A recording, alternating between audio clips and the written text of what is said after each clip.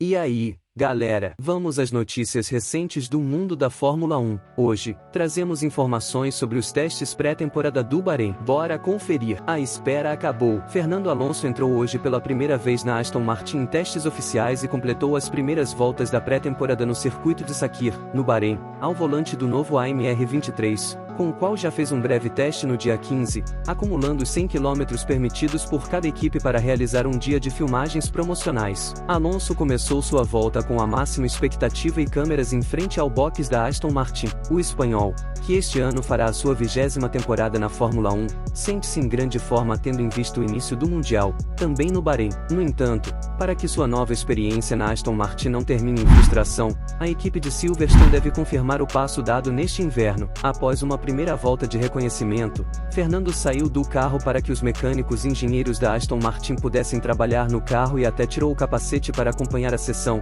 enquanto esperava poder pilotar novamente. O atraso sugere que Alonso detectou um problema na primeira volta e parece que a equipe danificou o assoalho do carro ao realizar uma simulação de pit stop. Embora com quase 1h30 de atraso, Alonso conseguiu finalmente retomar a sessão, subindo para sexto na tabela de tempos provisória, determinado a aproveitar ao máximo as quase 3 horas de testes que lhe restavam no primeiro dia, esperando para conhecer os planos da Aston Martin para os testes de sexta e sábado. A equipe ainda não definiu sua escalação, pois o fará com base na evolução de Lance Stroll, que se acidentou. O novo companheiro de equipe de Alonso lesionou-se no início desta semana em Málaga, após sofrer uma queda durante um treino de bicicleta e teve de ser operado de urgência em Barcelona, com lesões nas duas mãos. Ainda não é certo que o canadense consiga se recuperar a tempo da primeira corrida da temporada, na próxima semana. Então, por enquanto, Alonso divide uma prova no Bahrein com o brasileiro Felipe Drugovich, campeão da F2, para que o brasileiro acumule quilômetros com o carro e estar totalmente preparado,